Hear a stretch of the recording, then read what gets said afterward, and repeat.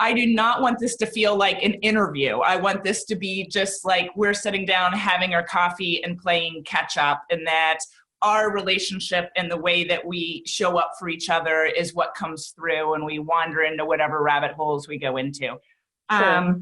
I just took a couple notes from when we talked before about your book around emotional regulation, behavioral health cuts, making time for community and connection. Maybe we map our nervous systems a little bit. Yeah. And using this time, like the COVID time, to be reflective and mindful and look at how we, what did you say, to show up and not create a negative ripple. I love that. Yeah. So anything else you want to add? Yeah, I mean, I would just to kind of look at or revisit the ripple piece.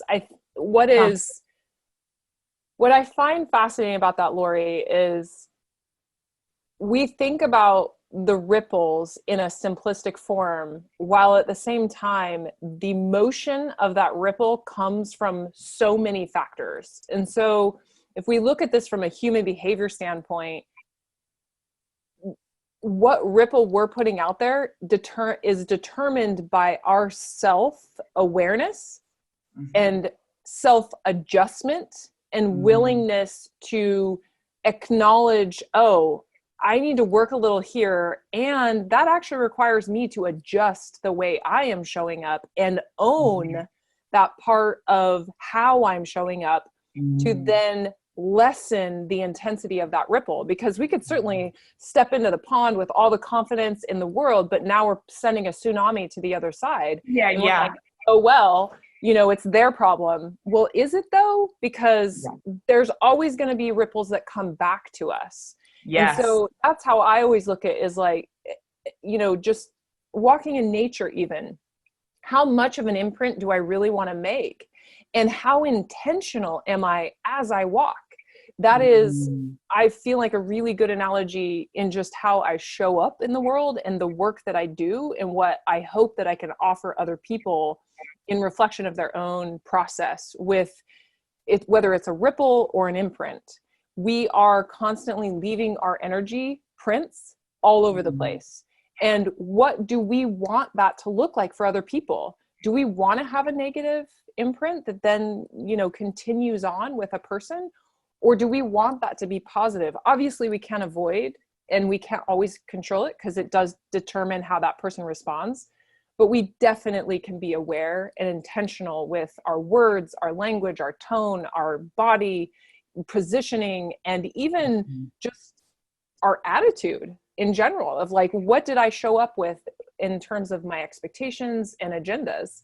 And how willing was I to step back away from that when I realized maybe this person isn't actually sharing the same idea?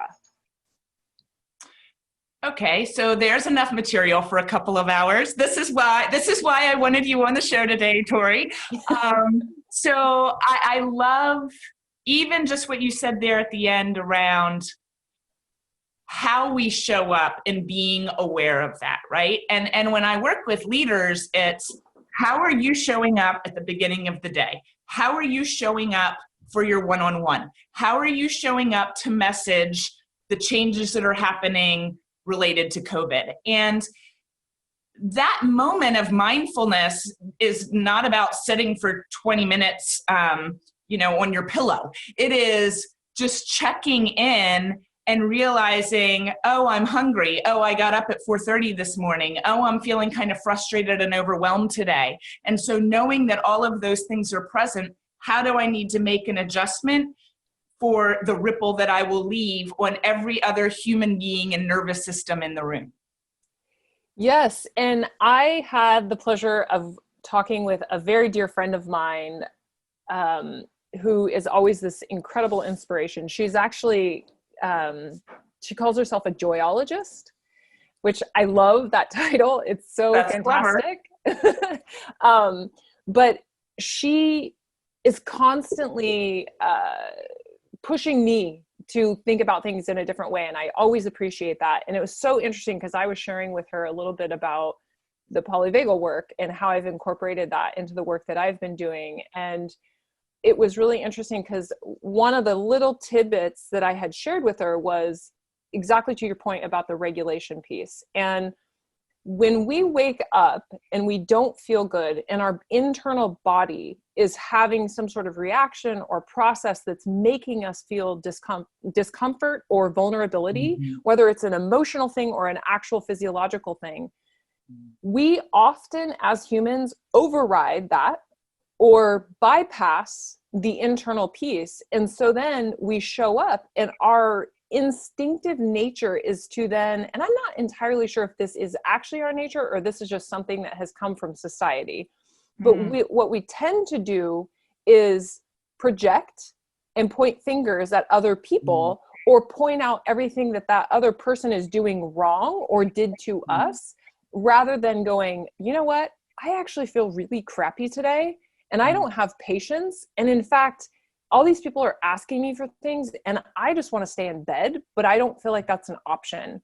And so instead, that goes back to what the ripple is and what your imprint is. And unfortunately, because we're very unaware of our internal process most often, we do send that out and then we feel almost justified because we aren't feeling good. And then we don't make that connection. And my friend Amy, when I was explaining that and explaining it and how our body is also receiving all this information from our environment, which is also adding to that regulation or dysregulation. And she said, you know, Torri, that's really interesting because you just described the fundamental discord in my relationship. And I was like, really? What do you mean by that? And she goes, well, she struggles with chronic pain because she's had a lot of back surgeries. And she normally is this person that is on cloud nine. She's a joyologist. Like she is somebody very happy and she has all the tools in the world. But with her partner, she said she will wake up some days and she will look right at her partner and say, you know, Catherine, you haven't done this and you haven't done that, and point out all these things. And never has she said, like, really had that dialogue in her head of like, I'm actually doing this because I don't feel good. Yeah. So whether that's instinctive human behavior, I'm not entirely sure, or if that's just a deflection of like this internal process and us, like, I'm not sure where the subconsciousness goes with that. And I don't know that we need to dive into that, but it is an awareness of, wow, when we don't feel good, we actually show up very different. And how often do we have that conversation? Well, yeah, not very often. I think we don't have that conversation with ourselves very often. And then if we actually are trying to be more present in our own body, then that's that second conversation, right? With our partner, people we work with, or our family that says, you know, I realize I've got a lot of residual pain today. And all of my attention is focused on my back, and it's making me feel really irritable and annoyed with you right now, right? I mean, that takes a lot of self-awareness to recognize all that's going on. And, you know, our nervous system is constantly scanning for danger, and pain is a threat to the body. And if I cannot mitigate that pain, physical pain, or I would add emotional pain or other kinds of pain, right? That is going to always override my ability to show up and hold space with you, or certainly my ability to show up in my prefrontal cortex and do some really solid executive functioning and thinking, right? If I've got low-grade pain running the narrative, then I'm going to have a hard time doing important analysis or showing up really creative, or certainly showing up in a relational connecting kind of a way. Mm-hmm. Well, and I think it's also fair to identify that we all have moments that were optimal and not optimal, and rarely are we given permission to not be optimal. And I think that the pressures of being on the top of your game every day is part of the projection. You know, if I could make a hypothesis, I actually think it is this expectation that we have to be at 100% all the time, that creates this feeling of failure, that creates this feeling of disappointment. And now it's like, what do you do with all this? Because then that becomes the emotional aspect of it. Meanwhile, I can only speak for myself in this situation. I struggle with migraines and all kinds of food sensitivities. And it's really difficult to be like other people. And oftentimes people are like, oh, you can't eat that. Oh, is that just a fad? And it's like, actually, no, it will make my entire nervous system and body feel like really bad for 2 weeks. Yeah. And so to me, I know what my capacity is, but yet there's all these pressures and like disqualifications of what I also know about myself. So it kind of goes into all these layers of, we are rarely given permission to show up how we really need to. Like that liberation of being fully autonomous in the world that we live in, that's a really difficult thing to get to, whether it's in a relationship, whether it's in a friendship. Let's not even talk about the workplace. Yeah. But at the same time, if we could have this conversation and allow ourselves to grow towards that and evolve towards that, specifically in the workplace, I could not imagine the amount of creativity and workflow that would happen based on, you know what, today's your optimal. Awesome. Let's get all distractions off your plate so that you can complete these projects. And we'll save these for days that like you can maintain, but you don't have to be on 100%.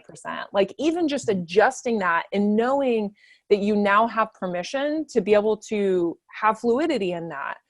Yeah. That is something that fundamentally, that's goes along with the fuckery and all the work that you're doing. And it's just tying in that human behavior aspect. Yes. I'm not taking notes because I'm wanting this to just feel more like a conversation, but I also can't keep up with all the truth bombs that you're dropping. The bit about the being optimal. I mean, who doesn't want to have an optimal day, right? And I think, what would it be like for us individually to be like, well, what is an optimal day? When I'm having an optimal day, this is what's happening in my physical body. When I'm having an optimal day, these are the kinds of people that I want to be with. When I'm having an optimal day, these are the hobbies that I'm enjoying. This is what I'm doing to rest. This is what I'm doing to recover. This is what I'm doing to play. I've never sat and thought, what is my optimal day? And so if that's a 10, right? Scale of 1 to 10, and that's a 10. I think if you ask people, do you think you can have a 10-day, 365 days a year? Like, no one says yes to that. And yet we feel disappointed at the end of the day if it wasn't a 10. So it's that really dialing back what our expectations are. And like, if we're waking up with pain, or if we're waking up in the middle of a pandemic, or if we're, in the middle of a really tense time with our partner, someone important in our life, our optimal day might be at a 4 for a really, really long time. And just being able to, that's sort of looking at that long game, right? And recognizing a 10 is not possible for me today. But yesterday was a 3 and I've had a lot of 3 days. What would it take for me to get to a 4? And then it's that self-agency to look at, how can I maybe show up for it to get to a 4? The other thing it makes me think of is, I don't know if you're familiar with Tame Oku's work on white supremacy traits. And one of them is perfectionism. And I used to struggle with that a lot more than I do now. I think turning 40, certainly help me let go of some of that. But as a coach, it's certainly something that shows up on a super regular basis, because I work with very high achieving, very driven, type A kinds of personalities for the most part. And even when we're working in tech, where innovation is part of the mix, and where we're trying to be disruptive, and where it's all about fail early, fail fast, the average person still does not like to fail. And failure sits uncomfortably in our body for most of us.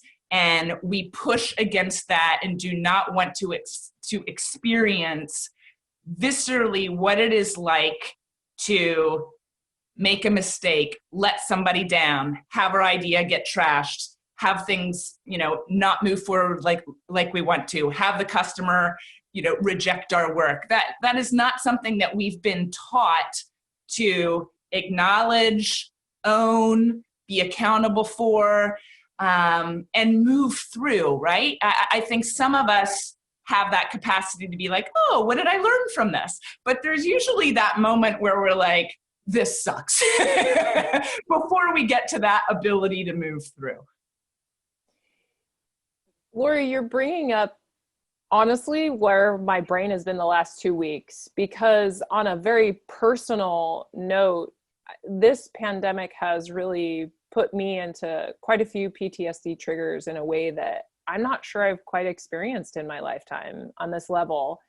And what's really interesting is what you're talking about with the perfectionism and this high achieving. I think there are elements of that we could also break down related to trauma. And I know for myself, growing up, not having parents that were really present and really reinforced anything, I grew up thinking I have to shine the brightest to even be noticed. And if I don't shine, I will be forgotten.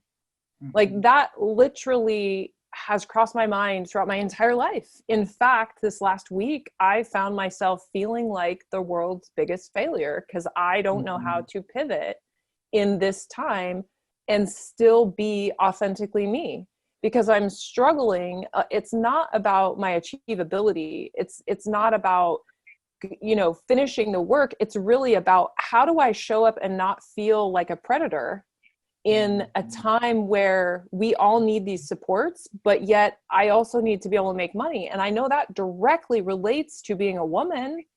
And I also want to I want to share with you something that my friend Amy also told me. She said, Torri, you really need to learn how to let that go. And you really need to learn how to state your worth and stop. Like, just don't move past that. And I was expressing to her my frustration with myself in that, and that I really need some support around learning how to step forward in that way, even though I know that to the rest of the world, I probably look like a perfectionist and I look like this person that's constantly achieving. Inside my head, like if people knew, it would look very different. But she said something to me that was so profound. I'm still chewing on it over a week later. And she said, Torri, as a woman, we already have a disadvantage. But ultimately, if you've experienced sexual abuse as a young girl, you were told your body is not yours and don't speak up. And that hit me so hard because I was like, that's why I give everything away. I actually have a huge mountain to go over to get beyond this. How do I recognize my worth? Because people have said that to me for such a long time. And it's like, I don't know what that means. Many, many years ago, when I went on this spiritual journey, everyone kept saying, you need to do self-care. You need to do self-care. And I'm like, I don't know what that means. What does that look like? And so frequently we have these cliches and these phrases and these discussions, and everyone's like, well, just do this thing. Well, what is that thing? And what does that mean? Like, how do I know I'm doing it right? How do I know that that I'm on the right trail to the secret sauce? How do I create the action steps to achieve that, to even climb the mountain? And this all goes back to that trauma and what we've been conditioned throughout our life. And I'm not saying that as in like, the victims of the world, because I don't necessarily believe that's the case. In fact, I know that I am who I am and I see the world the way that I do because of my experiences. So I have appreciation for that. But I also recognize there are a lot of really big limiting beliefs that circle in my head that prevent me from moving forward in that fluid way. Thanks for sharing that. And it's the second time you've used the word fluid, which makes my mind say that's an important part of this process, right? And I think when we get in a fixed state, that's where we feel stuck. And sometimes it's hard to feel fluid. It's hard to get in that flow because of trauma, because of work that we haven't done, because of those really self-limiting beliefs. And I just published yesterday a piece that I wrote with Della Ray on redefining self-care. And what I love about Della Ray's edition is that she says, so much of what we've come to think of self-care is externally. What do I do to take care of myself when I'm having a rough day, right? And she says, I'm really trying to define that as self-agency because it's about the internal work. And she says it's about knowing that even on the days where I don't feel like rolling out of bed, and even on the days where I am not really feeling my self-worth, that I know internally that I am enough and that I'm not going to play into this victim place regardless of what has happened in my life, and what are the choices that I can make for myself. And when you say, people were like, take care of yourself, and that was unfamiliar to you, to go back to Polyvagal, it makes me think of what Deb Dana says around, we have to first experience co-regulation before we can self-regulate. We have to have an attuned, present primary caregiver or somebody in our life that sees us and says, Torri, you look like you're feeling sad today. How can I pull you close and help you feel safe? Torri, you look like you're feeling really happy. I want to play with you too, right? And we have that mirrored effect of whatever, emotional experience we're having. And if that has not been present for us, then we're going to have a really hard time figuring out how we do that for ourselves. And I know in your work, you also help clients and families better understand how we self-regulate and how we understand our nervous system. And it's through your teaching, which is the co-regulation, that helps people have any idea how to do that or what that means. Yeah, I just did a webinar on co-regulation yesterday. And of course you did. So tell folks what that is. Yeah, so co-regulation, one of the fundamental things that I say over and over again, you cannot regulate another person until you are first regulated yourself. So in other words, you have to be grounded and calm, and your breathing is under control, your heart rate is at a manageable place. It doesn't mean that you can't feel adrenaline. It doesn't mean that you're not going through those physiological cycles, because that's human nature. And our brain is designed to go into that fight, flight, or freeze mode. And that all is triggered by receiving that information from our environment, which is described by Stephen Porges and Deb Dana in the Polyvagal theory. But what is really important is that every person, based on their experiences, has a variety of resiliency factors, as well as the mapping of the nervous system. And what I mean by that is understanding what your triggers are. And and the trigger is another one of those words that we kind of just generalize, and we don't really talk about what that means. Right. So I really believe that there are things that we wake up with. So for me, I'll just use myself an example because I can concretely do that. I wake up and I definitely have a lot of sensitivities to the environment, to barometric pressures, to food, and stress. So those are my 4 presets that I wake up with on any given day that could be variables that are up and down. In addition to that, when I wake up, the setting events are going to be things that accumulate throughout the day and influence my ability to have patience, my ability to focus, my ability to interact in a positive way, or even co-regulate. And the setting events would be things like, not having gas in my car and I'm late for a meeting, or not having coffee in the house and I, whatever, or getting on a Zoom call. Yeah, exactly. Getting on a Zoom call and my internet going out, those things that start to stress us out. And one thing builds on top of another. And then eventually you get to a point that it's too much. And then your nervous system kind of takes over, and you go in and out of that parasympathetic and sympathetic, which is really, you can kind of see that as you kind of have different variations based on your ability to understand it, override it, and know how to navigate it. Some people go there and then they have a really hard time coming out of it. That's when you see the higher anxiety, panic attacks, those things. And the nervous system is fully taking over, really, which is happening in the brain. And the brain is saying, you must survive at all costs because your environment is unsafe. And that's the piece that I think we really miss as one human to another, is recognizing that when people are becoming dysregulated, it is very rarely about us personally. It's really about probably a multitude of things, both how they woke up and then the things that have happened throughout that day. And now all of a sudden there's a trigger, or the thing that happens right before you blow up. That thing that happened right before you blow up, there's like a 99% chance that actually wasn't the thing. It just happened to be the last thing.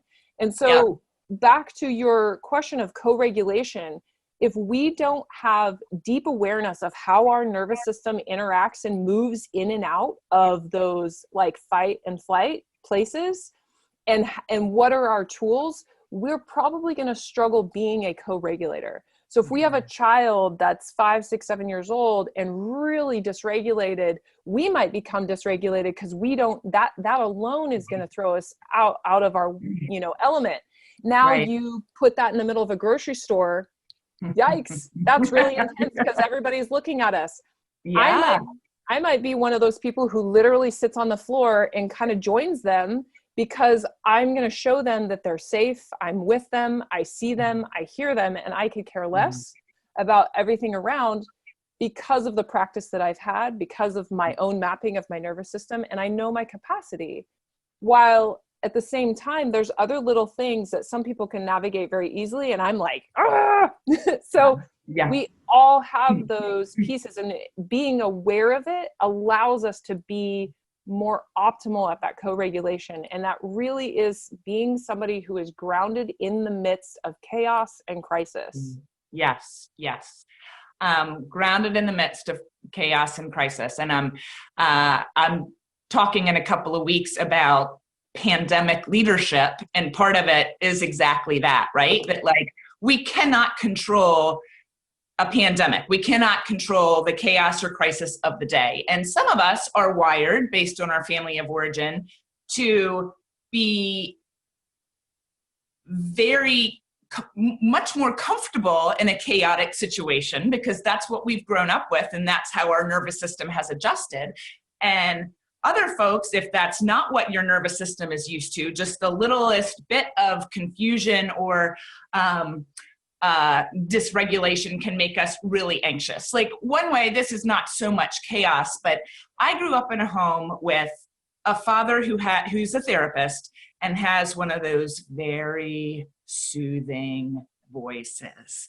And my sister and I, are both in our 40s, and we could maybe come up on one hand with the number of times we've seen my father mad.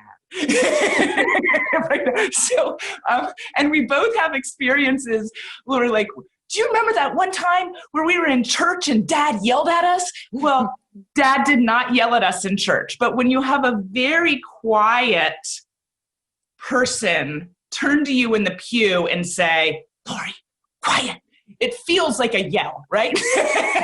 So when I'm around I'm very loud, but when I'm around other loud voices that sound kind of stern, it makes me anxious. When I am at my dinner table and my family is, in my words, arguing about something, and I'll be like, can we please not argue at the dinner table? And they'll all look at me like I'm from another planet and be like, we're not arguing, we're just talking. Right? So, we all have a different level of tolerance for different kinds of engagements. And to go back to what you were saying about the ripple, sometimes we're feeling flooded by those waves around us, right? And some people feel right at home when they're flooded by the waves, and they're like, oh, bring it on. And that adrenaline kicks in, and maybe they're more of a fighter. I am much more, my default mode is flee. And I have to work to stay engaged in the presence of conflict. And even though I love to help people with their conflict, it's totally different when it's my own interpersonal tension, because I've been very trained, both as a woman and as a Mennonite and as someone growing up in the South, that it is my job and my duty to be a good hostess and to make sure everybody around me feels comfortable, and to put your nervous system in a very easy, safe place, even if I'm struggling internally, right? And so it's, as an adult and as someone who's looking at how I show up, it's, I can choose to do that, but how do I bring more intention to it? And when does making everyone feel safe get in the way of actually doing the work that we need to do? Well, and you are bringing up something, Lori, that I think is so critical. And let's start to name some of the tools and things that we could actually do. So one practice that I do myself, and I've done for quite a long time, and I really encourage families and people who are struggling with the regulation to do, and that is say it out loud. Mm-hmm. Specifically state what's happening, because all of a sudden you're liberating that from your body and you're giving yourself permission all at the same time. Yep. And I also tell people, I remind people, when you've got that gut feeling of like that resistance for something, that's the very thing you need to say. That's the very thing that you need to speak out loud in one way or another, even if you're by yourself. Giving the voice and the vibration to the voice, which is also, there's all kinds of stuff in the polyvagal theory of like the vibration and the voice. And that is, in addition to that, when you are speaking, you're also breathing, which is activating your lungs. And when you speak something that liberates you from that resistance, now all of a sudden you're coming down. Yeah. You're disrupting that physiological aspect that starts to help you climb. Because the more our heart rate goes up, the more our breathing and our blood pressure change, and we're climbing that ladder. Yeah, we're going down the ladder. That is sending us into a deeper hole that becomes harder to get out of without somebody else intervening, without some other kind of support.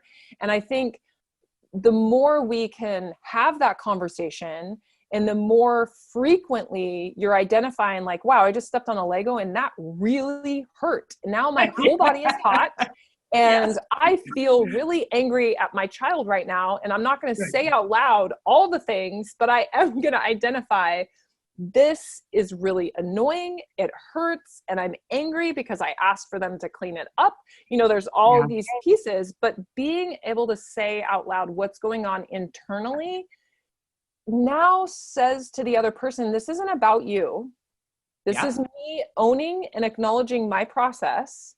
So there's no, like, I could immediately respond to my kid like, gosh darn it, Ronan, you didn't put these Legos away and I asked you 3 times and now look, my foot's bleeding because I hit the leg, you know, like, and I could blame him. But instead I would say, oh my gosh, that pain receptor has gone fully through my body.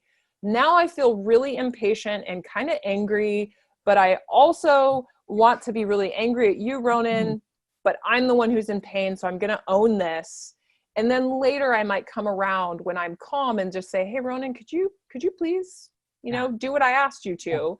Because now I'm avoiding that projection. I'm avoiding that negative interaction. And that's the ripple. Because if I engage on this toxic exchange with my son, now I'm teaching him this is how you handle conflict. I'm also teaching him this is the language that you use, rather than owning your process. And it's not about just owning our mistakes. It's actually owning, oh, this is my internal, like inside my body. This is what is happening. And just really quickly, I like this kind of work because it gives us really tangible things to identify and have language around, as opposed to, I feel angry, I feel mad, because we bypass a whole bunch of emotions and things that are going on that actually get us to anger. In fact, it scared me, I was in pain, and now I'm angry because my body is uncomfortable. I wasn't angry the second that it happened, it hurt. Right. Well, and one of the things my dad has said that stuck with me is anger chases pain. We don't tend to feel the anger first. there's pain, and then that's followed by the anger. And I think it's certainly not natural for us to stub our foot on a Lego and go, that really hurt. The pain receptors are activated, right? So if people are watching and they're like, who's this weird chick, right? This is something that we teach ourselves and we practice it. And again, like there's plenty of value in cognitive behavioral therapy and really looking at the kinds of thoughts that we're allowing ourselves to think and which ones we're choosing. But that's not how our brain works. Our brain experiences the emotion and the cue of danger before we get to the thought about that. And that's why we're so into polyvagal theory and understanding our nervous systems, right? Because we now understand this. And even if our emotional vocabulary is not very robust, we can teach our, like, glad, sad, mad, right? Like maybe that's all we've got to work with right now. I'm feeling really mad. What's beneath the mad? I don't know. I'm in a lot of pain, right? And to give that voice, right? I mean, Dan Siegel calls it name it to tame it. And I work with clients a lot on that because that's how we manage our fuckery. That I have to recognize my analysis paralysis is getting in the way because perfectionism is showing up or because I'm really scared of failing. And so I need to recognize that that's the state that I'm in so that I can move forward and make a decision and be able to move this project forward, right? So it's that ability to parse out all the noise and distraction and say, right now in this moment, what is happening? And I think it sounds really simple, but this takes a long time for people to learn, and giving ourselves the space to realize this is lifelong learning and practice. Yeah, and I'm really glad that you brought that part up because it is not simple and it is something that takes a commitment to it first and a connection and an awareness that, wow, this is actually really important and it makes sense. And just to add a little bit of science behind this, the reason why this works so well is because our gut produces more neurotransmitters, which is really responsible for all the communication and the chemicals that help us stay balanced. That actually comes from our stomach, not our brain. It's 80% in our stomach, and then that's going up, and then our brain says, oh, this is familiar, this is what I'm supposed to do, when sometimes that familiarity is actually not accurate.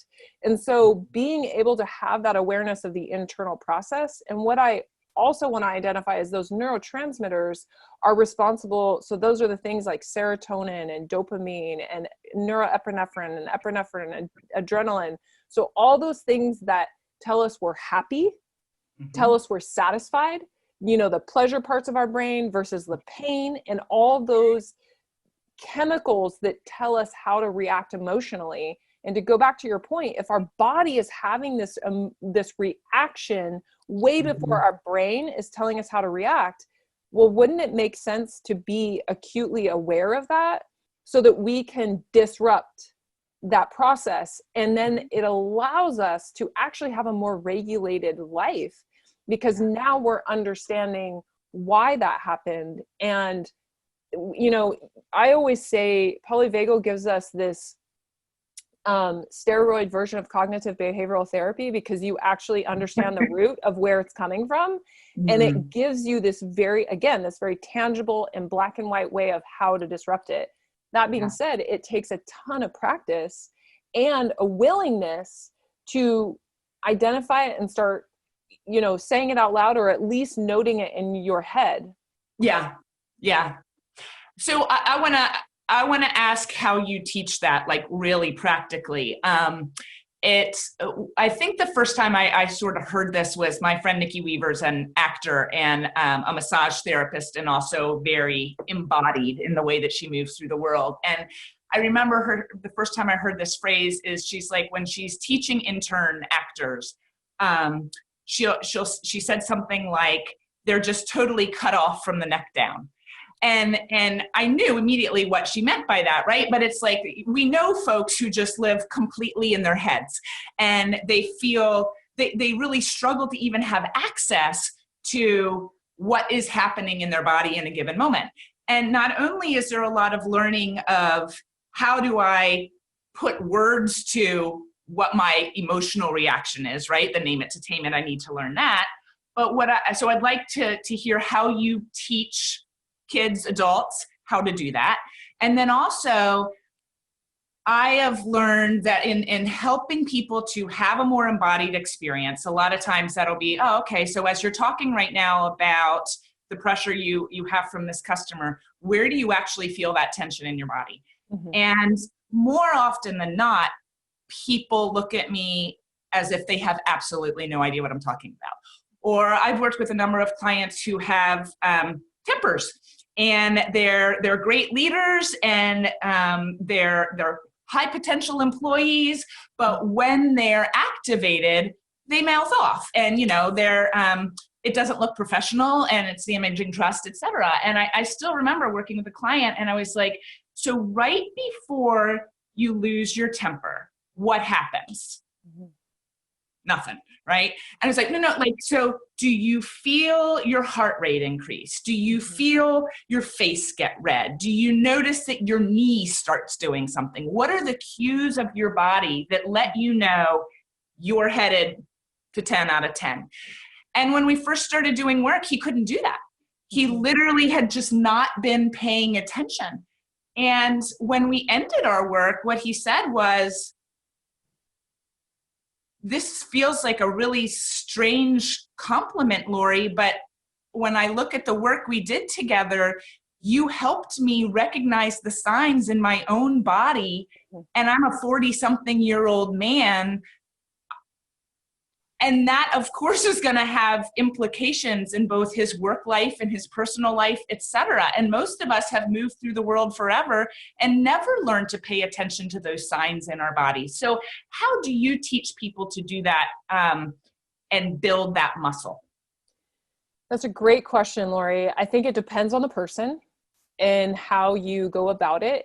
And I also just want to identify that I would say probably more than 90% of the population is exactly that. They're just not really, that isn't a language that they've learned. It isn't something, I mean, even my friend Amy, for example, she has been on a quest to really understand the brain and resiliency and all these things. And our conversation last week was the first time she had ever heard it from that perspective, right. And she's almost 50. So that to me is saying even these very self-aware, self-reflective people still are not making that identification. So I just want to acknowledge that this is newer. It's a different kind of approach that I feel really confident because it is so science-driven and what we understand about the body. One of the first things that I talk about is music, because music is so universal and everyone can relate on some level. And whether it's opera music or hard rock or spirit, like flute or whatever, maybe it's 90s hip hop, I'm not sure. But ultimately, everyone can connect to how they feel with music and how that actually can change your mood. So I have been a person historically that used music as a huge tool for years to either avoid situations, like just to avoid the brain, avoid all the thoughts in my head, or to fill the space, because then that meant I had to like dive in. But I would choose the music according to whatever experience I was, going forth with. That shifted for me in a huge way when I started going on this quest, because all of a sudden I didn't need that tool. And it's very interesting because this was way before I even knew about Polyvagal, but I recognized that music was such a profound tool that I used. And then I started realizing, wow, I think everyone does this to a certain degree. Yeah. And to take it even a step further, if you're in a room with a live band or someone doing drumming or a gong, you physically feel it, and that actually makes your body change. The chemistry changes based on that experience. And that is an example that people can most often really connect with internally, that then goes, oh, now I can start making that connection with other situations.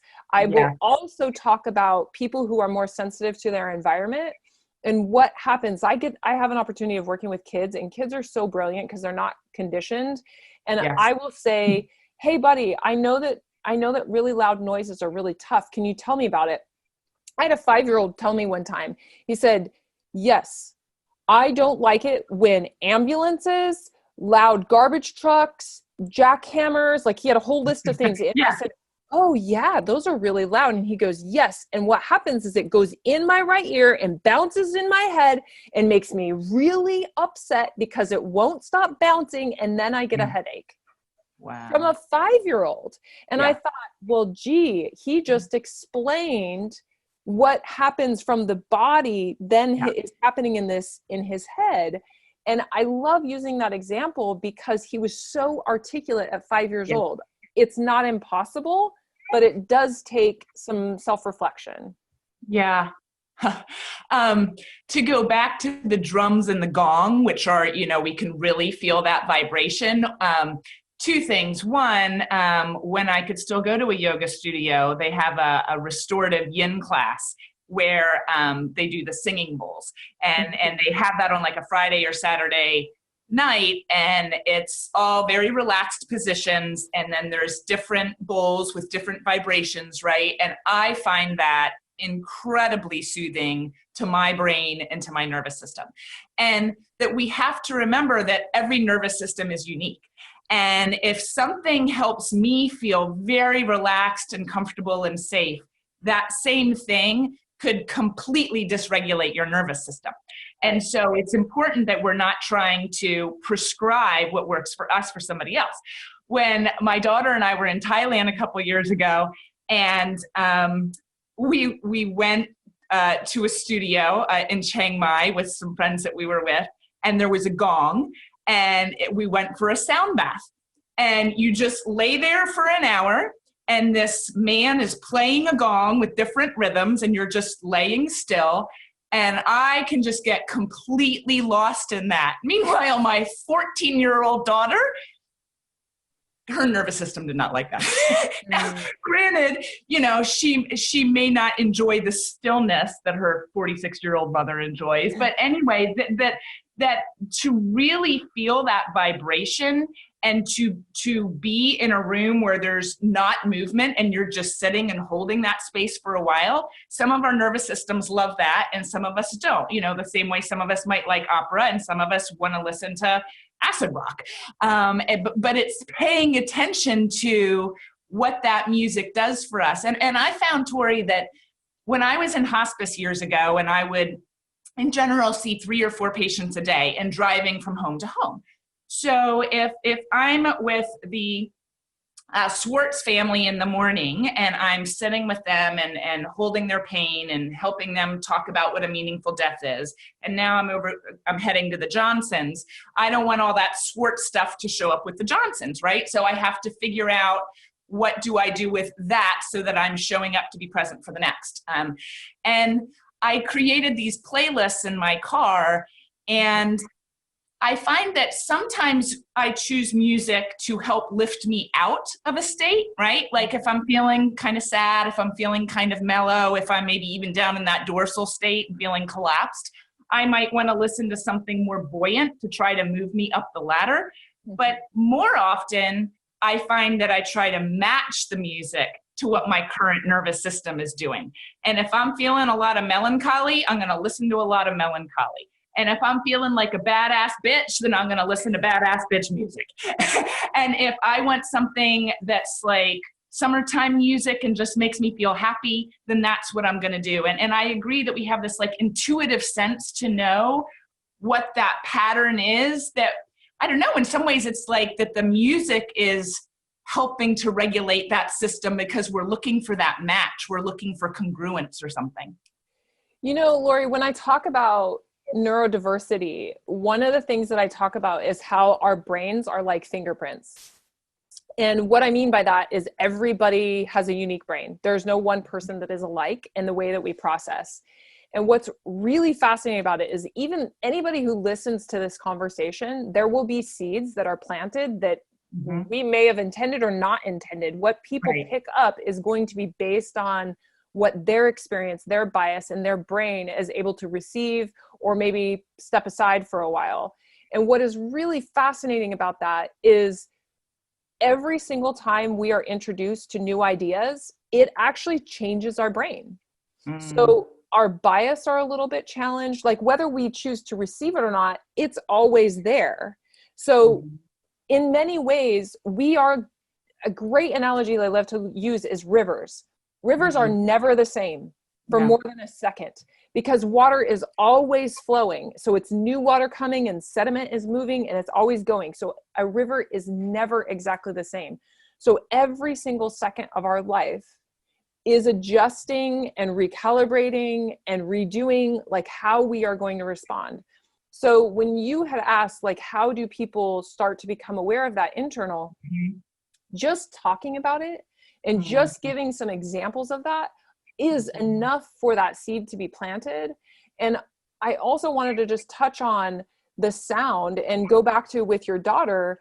Yeah. It's also super important to realize that everybody's nervous system, based on their DNA and epigenetics, is uniquely different as well, not even talking about trauma or anything else. And what could be happening with your daughter is the intensity of it is really great because she's younger, whereas your nervous system has really been cultivated and conditioned to receive a lot more. And so what it takes to penetrate your nervous system is vastly different than your 14-year-old daughter. So it's really about the sensory that we're receiving. So going back to that polyvagal and recognizing our entire environment. So noises, sounds, smells, all of those things are influenced. Yes, lights. All those things are absolutely influencing our ability to receive or maintain whatever it is that we're trying to do in that given moment. And I guess just to like wrap that all up into that neurodiversity piece of really recognizing that we all are so uniquely different. And when we're showing up and having an assumption that, like, to your point, I can't say go take a gong bath to everyone because that's not you know, and for some people that would, you know, send them to the moon. And then you're like, well, wait a minute, it worked for me. No, there are so many different things, but that's where that self-discovery comes in of what is the music that I'm typically drawn to? Can I adjust it a little bit? What can I do? And being more intentional and saying, and I feel melancholy, I'm actually going to choose something that isn't going to meet me there. I'm going to, now that I'm aware of this, I'm going to actually change this up and see what happens. I'm going to do some experiments on myself.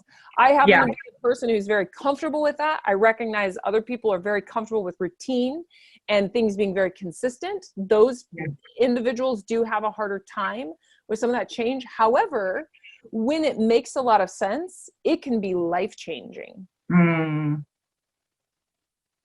Say more about that. Do you have a story of when you've seen it be transformative or life-changing?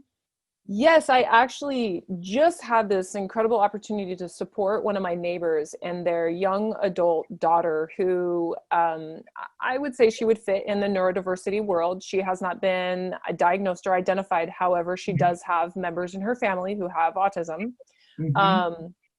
And she's a student at PSU living in a dorm by herself.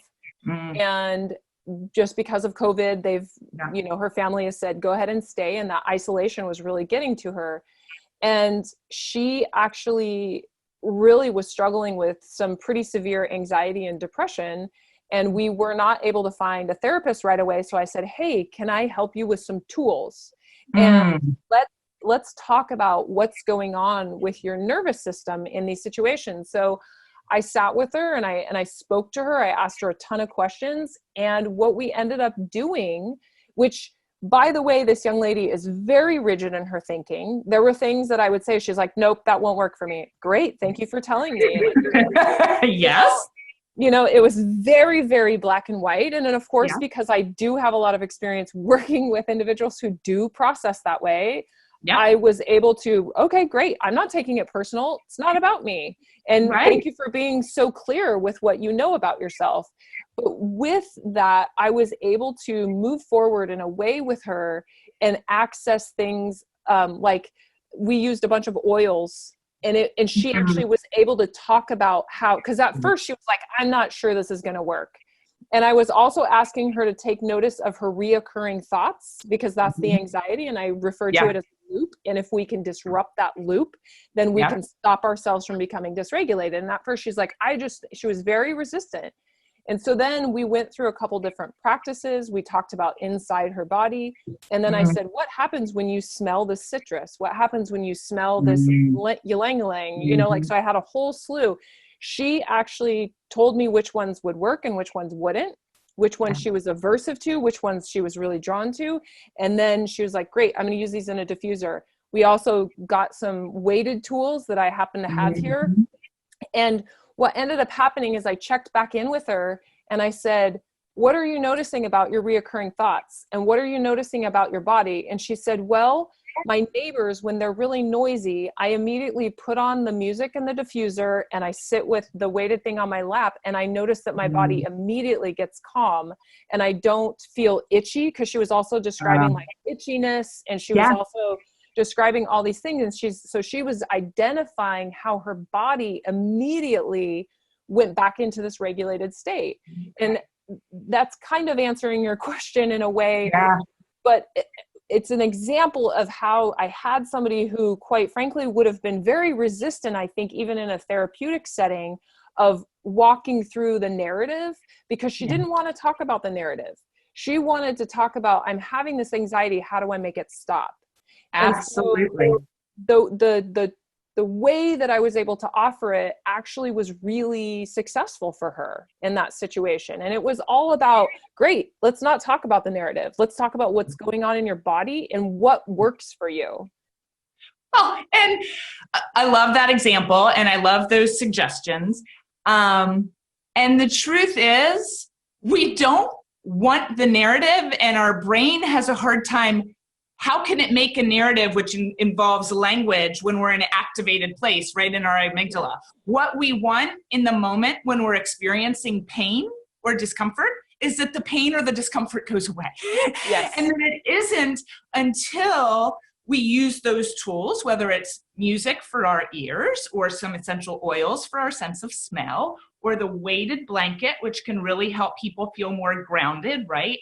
When we begin to help the nervous system feel more comfort and ease, only then do we have access to rewriting that narrative, right? Well, and Lori, to go back to something really specific, is one thing that I have noticed when I've encouraged people or offered this practice to people, me simply saying, what is the reoccurring thought pattern, is confusing. They're like, well, what do you mean?